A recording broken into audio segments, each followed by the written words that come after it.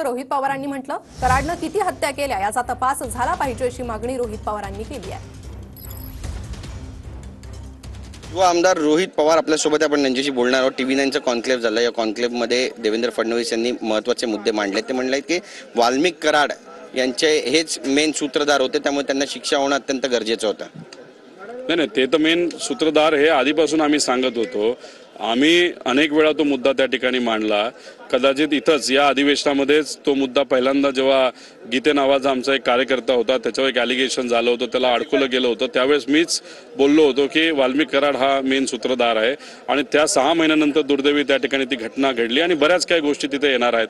त्यामुळे ठीक आहे, ते सूत्रधार आहेत, पण त्यांना वरदास्त कोणाचा होता हे सुद्धा त्या ठिकाणी आपल्याला बघायला लागेल। कारण कसं असतं की सूत्रधारचा जो घमंड बघितला तो घमंड हा राजकीय वरदास्ताशिवाय होत नाही। त्यामुळे त्या बाबतीत कुणी त्यांना सपोर्ट केलं हे बघावं। आणि दुसरं आज आमचं म्हणणं आहे की तुम्ही आता मान्य केलं ना वाल्मिक कराड हा सूत्रधार आहे, तर वाल्मिक कराडले असे किती मर्डर केलेत त्याची आणि त्याच्या राक्षसी प्रवृत्तीच्या कार्यकर्त्यांनी हे सुद्धा बघण्याची जरूरत आहे। त्यांची 1500 कोटीची प्रॉपर्टी त्यांची ती जप्त करून दाखवा। कॅमेरा पर्सन रोहन पवारसह गिरीश गायकवाड, टीव्ही 9 मराठी, मुंबई।